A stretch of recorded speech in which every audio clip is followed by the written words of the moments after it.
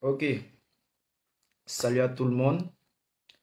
Bonsoir tout le monde. Bon, ce soir, je fais ce petit direct pour me prononcer sur les législatives à venir. Ça fait un bon mois que je n'ai pas fait de direct. Ça fait un bon mois que j'ai pris un temps de un petit temps de réflexion, un petit temps de recul. Je me suis assis, j'ai regardé les gens parler, les gens ont dit ce qu'ils voulaient dire. Je me suis assis, j'ai regardé, j'ai vu les gens dire ce qu'ils voulaient. Voilà. Les gens ont parlé, mais j'ai pris un temps de recul et j'ai vu que les gens ont parlé. Voilà, donc je salue tous ceux qui arrivent déjà. Vraiment, je ne vais pas répondre à tout le monde. J'ai fait ce direct pour m'expliquer et aussi donner les raisons de mon direct. Bon, l'histoire des législatives avec l'opposition. Ce soir, je fais ce direct pour dire à l'opposition que je les soutiens. Ils ont mon soutien. Et j'aimerais aussi encourager les Ivoiriens à soutenir l'opposition dans cette démarche. Mais en même temps, je vais en profiter aussi pour dire à l'opposition que là où nous allons, dans ces législatives, vous voulez aller, ok, les Ivoiriens vont vous suivre. Les Ivoiriens vont vous suivre. Excusez-moi, mais j'ai pas beaucoup de temps. J'ai pas beaucoup de temps. Donc, je ne vais pas répondre à tout le monde. Donc, l'opposition, là où vous allez aller, nous allons vous suivre. Voilà. Et j'aimerais en profiter pour dire ici que, est-ce que vous savez que aujourd'hui, pour moi, l'opposition, dans les stratégies qu'ils sont en train d'employer, c'est la meilleure stratégie pour moi, pour l'instant. C'est ce que je vois. Parce que je vous dis que nous avons échoué. Là, il faut le dire. Parce que dans la vie, quand tu veux réussir quelque chose, il faut reconnaître tes erreurs. Il faut reconnaître les erreurs que tu as faites. Nous avons commencé une démarche. Je parle de l'opposition dans l'ensemble. L'opposition a échoué parce que je ne peux pas dire que le peuple a échoué. Nous, les jeunes Ivoiriens, nous avons joué le rôle que l'opposition voulait. Nous avons joué le rôle qu'ils ont demandé. L'histoire des désobéissances civiles. Nous avons joué le rôle. Ce qu'ils nous ont dit de faire, bah, on a suivi tous les détails, on a tout fait, on a tout appliqué, ce qu'ils voulaient.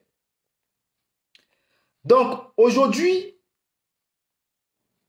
il faut qu'on reconnaisse que nos dirigeants, nos leaders ont échoué. La jeunesse n'a pas échoué. Ils nous ont dit de faire une désobéissance civile. Nous avons fait cela. Ils nous ont dit barrer les routes. Nous avons barré les routes. Ils nous ont dit il ne faudrait pas qu'il y ait élection en Côte d'Ivoire. Nous avons fait en sorte qu'il n'y ait pas élection en Côte d'Ivoire. Parce que ce qui s'est passé en Côte d'Ivoire, on ne peut pas appeler cela des élections où il y a eu 9% de participation. 9%. Donc nous avons joué notre rôle. C'était aux leaders de jouer leur rôle. Ils ont échoué. Et je sais pourquoi ils ont échoué. Tout le monde peut me dire, ce que tu dis, ce sont des bêtises. Ce que tu racontes, ce que tu penses, ce sont des bêtises. Tu mens, tu ne dis pas vrai, oui. Parce que vous êtes là sur Internet. Vous passez tout votre temps sur Internet à multiplier les erreurs. Il y a les gens qui n'ont même pas pris un temps de réflexion. Ils ont continué à faire des vidéos. Ils ont commencé à multiplier les posts. Ils ont commencé à persister dans l'erreur. Nous avons fait des erreurs, il faut le reconnaître. Nous avons joué notre rôle.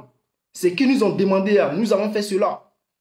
Ce sont les leaders qui n'ont pas appliqué ce qu'ils devaient faire. Et je vais vous expliquer aujourd'hui pourquoi nous avons échoué. Pourquoi nos leaders ont échoué, je vais vous expliquer. Et je vais commencer pas à pas. Commençant par le président Bédié, depuis le début. Je ne peux pas dire que le président Bédié était un mauvais président. Si le président Bédié était un mauvais président depuis le début, quand il était président, la France n'allait pas le dégager. C'est parce qu'il était un bon président qu'ils ont monté un coup d'État contre lui. Je vais venir sur le président Gbagbo. Le président Gbagbo était un bon président. Voici pourquoi ils l'ont dégagé. Mais le président Gbagbo, il a aussi échoué. Là, vous allez m'insulter. Vous allez dire tout ce que vous voulez. Mais le président Gbagbo a échoué. Et je vais vous expliquer comment il a échoué. Pour qu'un pays soit indépendant, il lui faut une armée solide. Une armée qui peut défendre ce pays-là. Aucun pays au monde, c'est-à-dire dans ce monde où nous vivons là, si un pays n'a pas d'armée forte pour la défendre, pour défendre ce pays-là plutôt, ce pays ne peut pas s'en sortir. Ce pays sera toujours dirigé, manipulé par l'Europe. Et c'est ça qui est la vérité. Et le président Gbagbo savait très bien cela lorsqu'il il disait à la France que nous sommes un pays souverain.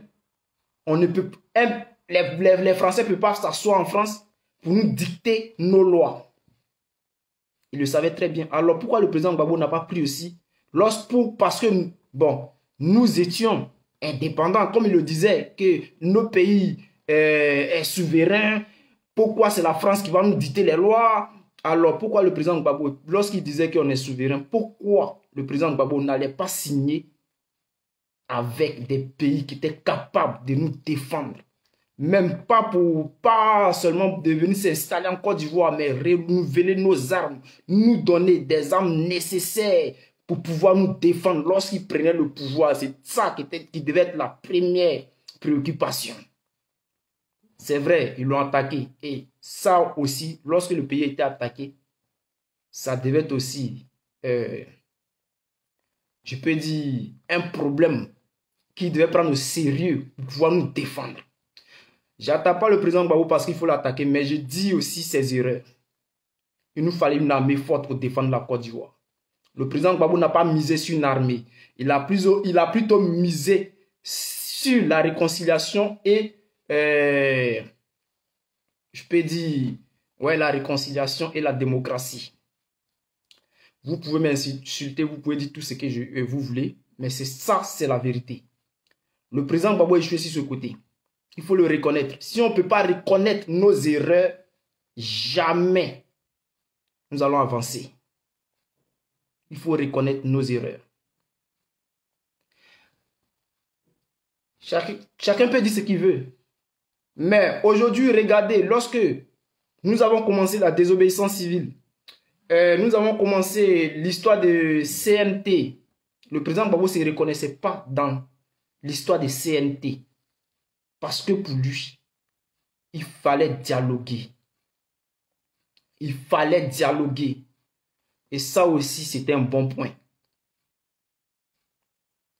Si, au début, Ouattara ne voulait pas dialoguer, si on disait, ok, comme Ouattara ne veut pas dialoguer, on attend. Le juge va nous appeler, nous allons aller dialoguer, comme il a fini par appeler le président Bédié.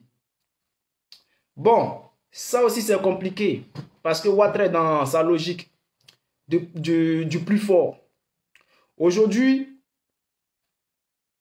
nous vivons dans un pays où nous ne savons même pas ce qui se passe.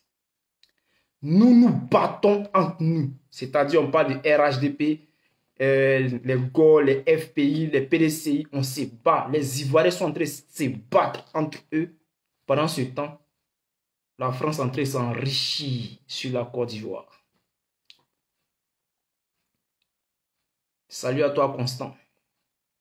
La France est en train de s'enrichir pendant que nous sommes en train de se battre dans des histoires de RHDP va être au pouvoir, FPI doit être au pouvoir. Nous sommes en train de nous battre.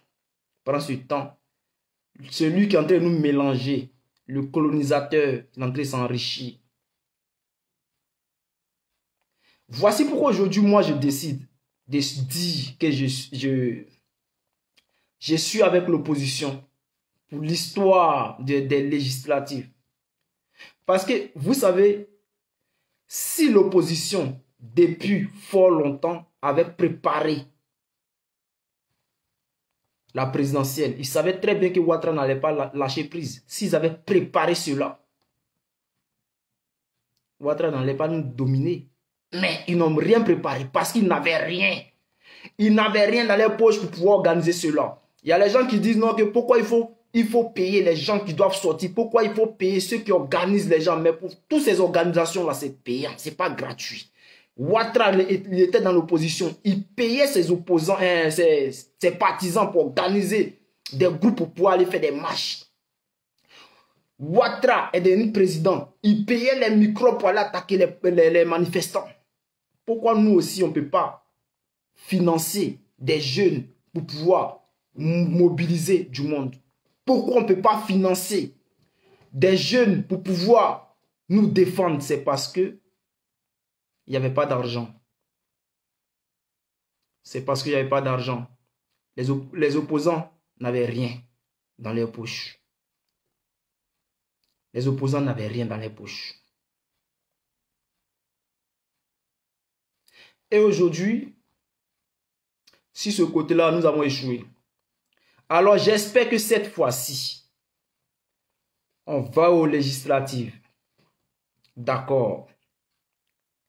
J'espère que lorsque Ouattara dit c'est lui qui gagne, ou bien il a gagné, j'espère qu'il n'y aura pas histoire de dire non que les jeunes Ivoiriens doivent se lever pour aller défendre qui que ce soit, pour aller faire je ne sais pas quoi, pour aller faire des désobéissances civiles ou des marches. C'est fini ça. En tout cas, moi, je serai toujours là pour rappeler à mes frères que tant que l'opposition, c'est-à-dire tant que nos leaders ne sont pas prêts, ils ne sont pas vraiment prêts, il ne faudrait pas que quelqu'un aille dans les rues pour aller dire oui, je viens défendre tant, je viens faire ça. Non, c'est fini ça. Si l'opposition veut vraiment que les jeunes sortent aujourd'hui, on dit les législatives, ça sera quand? En mars, le 6, je ne sais pas si le 6 mars ou je ne sais pas, le 16 ou le 6 mars. J'espère que vous allez vous préparer d'abord. Il faudra nous montrer des preuves qui prouvent que vous êtes déjà prêts, que vous êtes vraiment prêts pour dire aux Ivoiriens sortez. Parce que tant que nos leaders là, vous là, que ce soit PDCI, que ce soit FPI, que ce soit je ne sais pas qui, n'est pas prêt, il ne faudrait pas dire aux jeunes de sortir pour aller défendre quoi que ce soit. Les jeunes vont sortir pour aller voter. Moi, je les soutiens dans ça. Si c'est pour aller voter, qu'ils aillent voter. Prenez vos dispositions pour que dans les bureaux de vote, tout soit bien organisé. Que ceux que vous allez envoyer dans les bureaux de vote ne vous trahissent pas parce qu'on peut leur donner quelques billets et les gens vont bourrer les unes et voilà. Et ils vont rien dire. Donc j'espère que tout cela sera organisé avant d'aller dans vos trucs là. Parce que même si, malgré tout ça, Ouattara va dire qu'il a gagné. Et si Ouattara dit qu'il a gagné, j'espère que vous allez reconnaître que Ouattara a gagné. Et quand ils vont dire qu'ils ont gagné, vous aussi vous allez dire vous avez gagné. Et si cela peut faire sortir aujourd'hui Pucherik Balé des prisons, tant mieux. Si cela peut faire sortir les prisonniers politiques, tant mieux. Les militaires politiques, tant mieux, parce qu'il y a plein de militaires qui ont été arrêtés. Si aller aux législatives et discuter avec Ouattara peut faire sortir tous ces prisonniers politiques, tant mieux. Allez-y, on vous soutient. Mais n'oubliez pas une chose, n'appelez jamais les jeunes dans les rues. N'appelez jamais les jeunes dans les rues. Parce que vous, politiquement, vous avez échoué. Ouattara vous a gagné. Ouattara a gagné. Politiquement, il a gagné.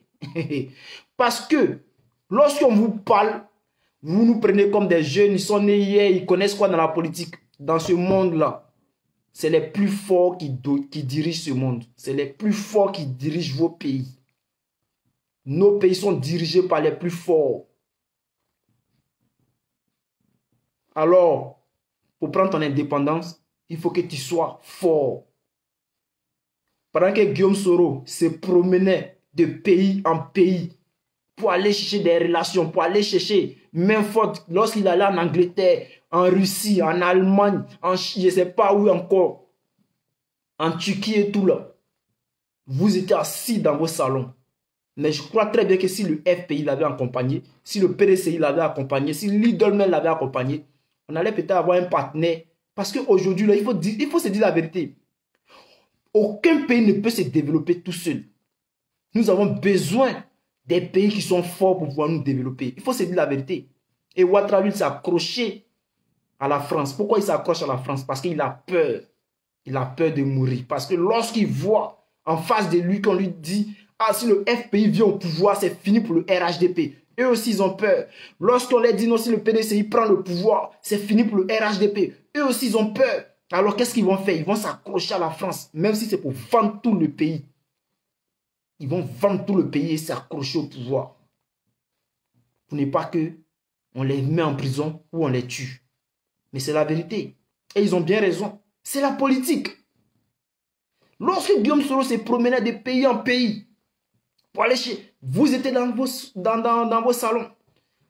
Personne ne l'a accompagné. S'il n'a pas eu de gain de cause, c'est parce qu'il sait très bien que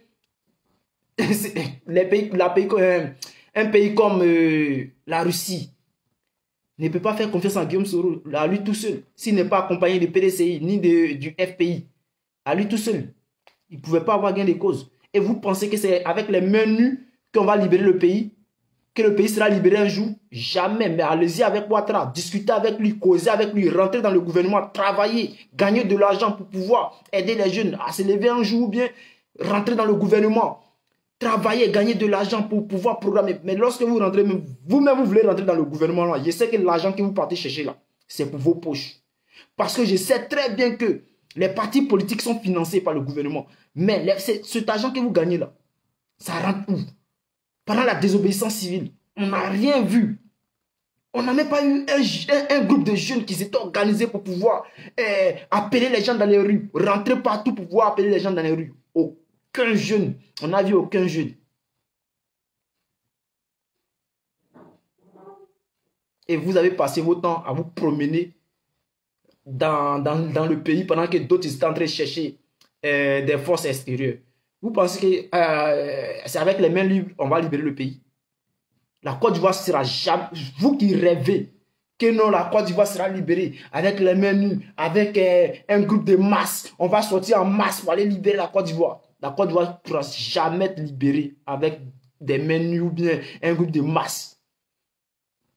Lorsqu'on tirait sur les Ivoiriens, sur le pont Félix Houphouët-Boigny en 2004, pendant ce temps-là, il y avait des masses. Le 43e Bima est toujours resté là. Ils n'ont pas bougé.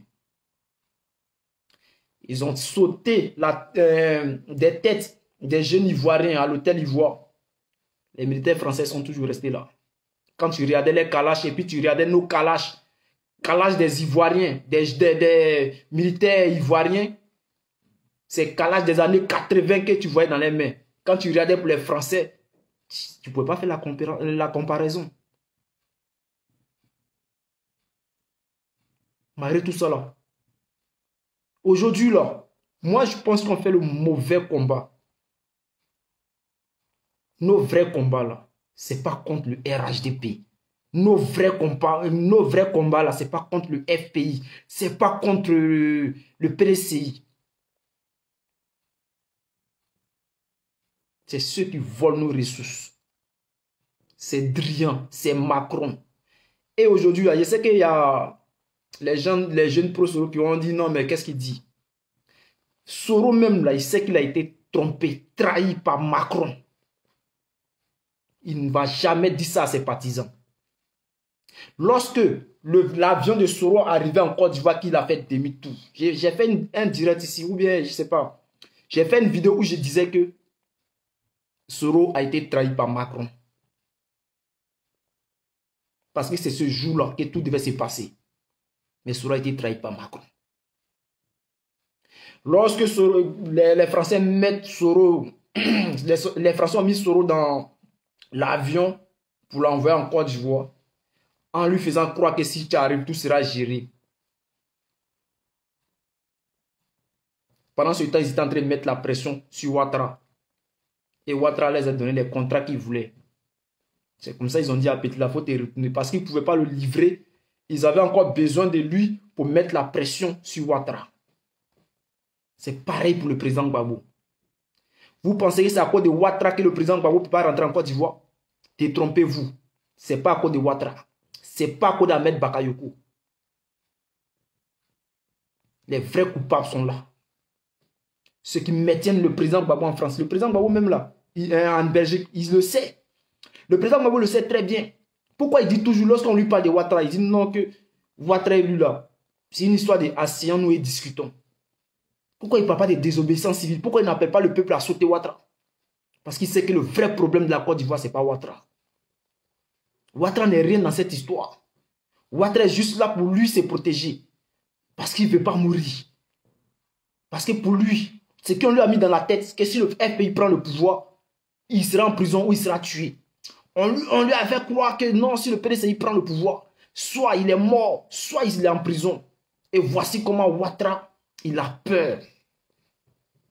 Donc du coup, il fait ce qu'il faut faire pour survivre. Lorsque Macron blague, ment Soro Guillaume, et Soro Guillaume disait que oui, ils ont rien, nous on a Macron là.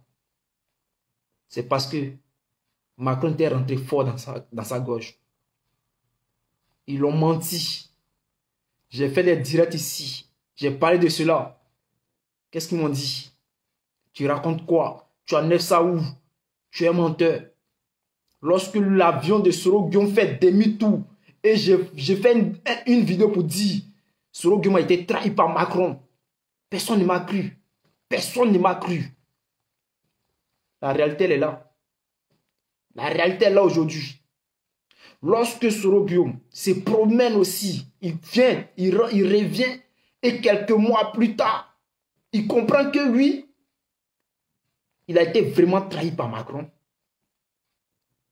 C'est là qu'il va commencer à sillonner les autres pays. Il va aller en Angleterre, il va aller aux États-Unis, il va aller, je ne sais pas où, aux États-Unis, je ne sais même pas s'il a pu rentrer. Il va aller en Allemagne, en Russie. Mais il lui fallait des gens du FPI, du PDCI, pour pouvoir avoir un poids là-bas. Mais rien du tout. Il n'a rien eu parce qu'il n'était pas soutenu par nos frères. Et ils pensaient que les jeunes allaient partir comme ça dans les rues, et puis chasser, et puis les gens allaient les regarder. Chaque chose a son temps, oui, c'est vrai. Mais le temps n'attend pas les choses. En tout cas, moi, ce que moi je dis, il faudrait qu'on soit fort. Il faudrait qu'on soit fort. Ce que je dis ici, c'est que notre ennemi là, le vrai problème de la Côte d'Ivoire, ce n'est pas le RHDP. Le vrai problème de la Côte d'Ivoire là, ce n'est pas le FPI, ni le PDCI. Le vrai problème de la Côte d'Ivoire, c'est la France. Parce que je ne peux pas comprendre qu'un pays qui est, je ne sais pas, la 3e puissance ou 4e puissance du monde n'a rien comme ressource. C'est d'ailleurs le pilier de la France, c'est la Côte d'Ivoire. Le pilier de la France, c'est la Côte d'Ivoire. Mais nous-mêmes là, on n'arrive pas à manger. Nous-mêmes là, on n'arrive pas à payer nos fonctionnaires. On devait comprendre que le problème de la Côte d'Ivoire là, le problème de la Côte d'Ivoire là, c'est pas le RHDP. Pendant qu'on prend notre temps en train de se battre entre nous, RHDP contre FPI, RHDP contre PDCI, on est en train de se battre. Les Ivoiriens sont en train de s'affronter. Les gens sont en train de s'enrichir à côté. Il faut comprendre une chose, les gars. Pendant la Première Guerre mondiale, lorsque les Africains se battaient entre eux pour soit l'Allemagne et puis la France, c'est-à-dire ou l'Angleterre contre la France, je ne sais pas, on prenait les Africains un côté ici, je prends l'exemple, l'Angleterre à ses soldats noirs, la France à ses soldats noirs, et puis les Africains étaient en train de s'entretuer. Arrivé un moment, les Africains ont dit, mais cette guerre-là, est-ce que c'est notre guerre? Et pourquoi c'est nous les Africains, on s'entretue? Et pourquoi c'est nous, on se bat entre nous pendant que cette guerre-là même là, ne nous appartient pas? Il faudrait un moment, arriver un moment, il faudrait s'asseoir. Il ne faudrait pas passer nos temps à faire des vidéos chaque jour, mais il faudrait prendre un temps de réflexion, essayer de réfléchir, penser à l'avenir et dire, est-ce que c'est le vrai combat? Est-ce qu'on doit se battre entre nous ou se mettre ensemble et puis lutter contre celui qui est en face? On va beau s'insulter entre nous. Les gens du PDCI, les gens du RHDP peuvent venir m'insulter parce que je suis un corps. Oui. Mais est-ce que c'est moi il faut venir insulter? Est-ce que c'est contre moi il faut venir lutter? Est-ce que c'est moi il faut empêcher de parler pour mon pays? Le vrai problème de la Côte d'Ivoire, ce n'est pas Ouattara, ce n'est pas le RHDP, ce n'est pas Ahmed Bakayoko, ce n'est pas le président Gbagbo, ce n'est pas Soro Guillaume, ce n'est pas le président Bédi. Le vrai problème de la Côte d'Ivoire, c'est le gouvernement français. Vous-même, vous avez vu ce qui s'est passé en Côte d'Ivoire. Les têtes ont été découpées. Les Ivoiriens ont été découpés. Mais ça allait où? Ça allait où? Nos leaders nous ont demandé, ce qu'ils nous ont demandé de faire, on l'a fait. Désobéissance civile, on l'a fait. Les gens ont été tués, mais ça allait où? Ils ont chanté ça à la télé. France 24, une fois, deux fois. Ils ont rigolé avec. C'est fini. Les gens pensaient que Macron allait voir ça et puis il allait dire non, le gouvernement de Ouattara c'est un gouvernement criminel. Mais non, ils s'en foutent. Eux là, ce qu'ils cherchent là, c'est ça. Il faut qu'on s'entretue pour que eux, ils puissent avoir à manger chez eux, puissent payer les fonctionnaires. C'est ça. Il faut qu'on s'entretue nous. Parce que c'est ça qui est la vérité. C'est ça. Le président Gbagbo a toujours eu raison. Asseyons-nous, discutons. J'ai toujours suivi cela. Mais pendant cela, on parlait de désobéissance civile. Et c'était l'opposition. Alors, j'ai su mes leaders. Mais aujourd'hui, mes leaders sont sur une bonne voie. Ils veulent aller aux législatives. C'est une bonne voie. Allez-y. Même si vous savez très bien que Ouattara va dire qu'il a gagné. Laissez-le gagner. Même s'il dit qu'il a gagné, il ne faudrait pas appeler les jeunes pour dire non, que sortez. Vous pouvez critiquer cela. Vous pouvez montrer des preuves que Ouattara a triché. Mais n'appelez pas les jeunes à aller se faire tuer encore cadeau. Non, ça c'est fini ça. Parce que moi, je vais toujours faire des vidéos et défendre cela.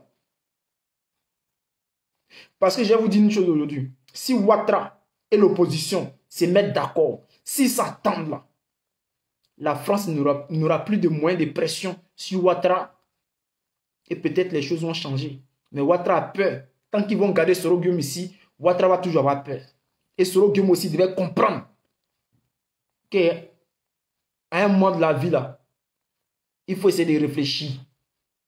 Il faut essayer de comprendre qu'il a été trahi. Afi N'Guessan, pareil. Afi N'Guessan aussi. Ce groupe de la droite française, comme on les appelle, le groupe de... Que ça soit François Hollande, que ça soit ce gars qui défend toujours la Côte d'Ivoire, c'est pareil. Ils ont blagué les Afi N'Guessan, là. Voulait dire, comptez sur nous, hein, comptez sur nous, on va vous soutenir. On sera là. Ils étaient où? Quand c'était chaud, lorsqu'Afi N'Guessan était arrêté, ils étaient où? On prend une armée, on l'installe en Côte d'Ivoire, qu'on appelle la Licon. Depuis 60 ans, plus de 60 ans, ils sont là. On dit que la Côte d'Ivoire attaquée, ils vont défendre la Côte d'Ivoire. Dites-moi un jour, quel jour la Licon a une fois défendu la Côte d'Ivoire? Dites-moi. Si ils ne sont pas là pour leurs propres intérêts, pour voler pendant qu'on se bat, le FPI, le PDCI, le RHDP se battent entre eux, s'ils ne sont pas là pour aller voler nos or, nos diamants, nos pétroles et toutes ces choses-là, ces ressources-là, s'ils ne sont pas là pour ça, là, ils sont là pour quoi? 60 ans.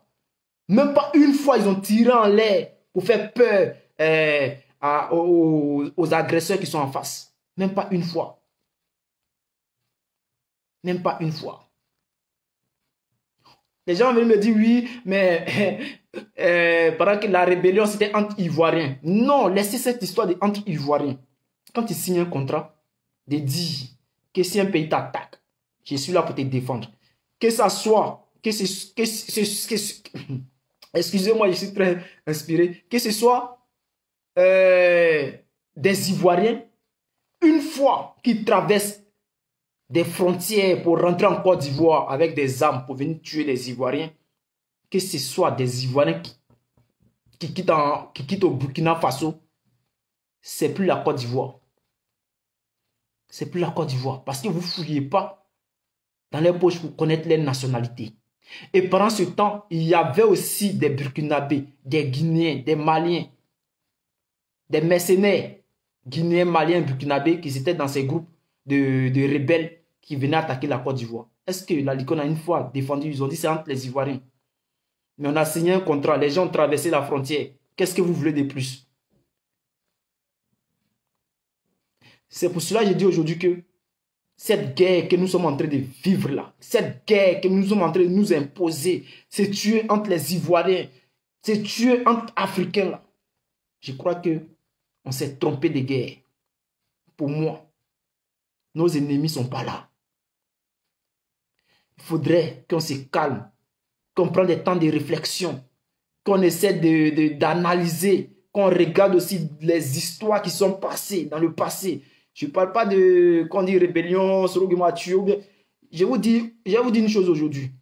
Les histoires des crimes contre l'humanité là, c'est du pipeau. C'est des blabla. Ça n'existe pas. Crime contre l'humanité. Ça existe juste pour les Africains. Or, c'est les Blancs qui ont créé ce mot.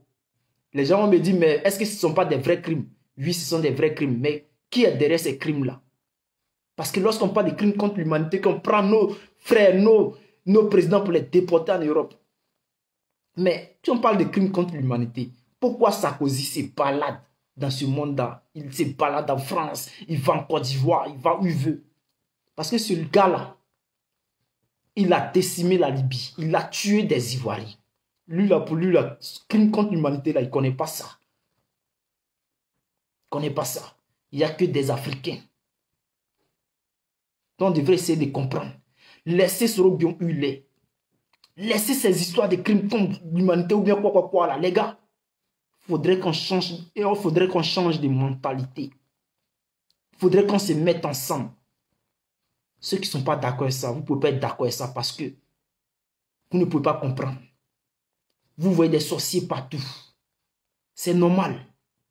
Les Africains voient des sorciers partout.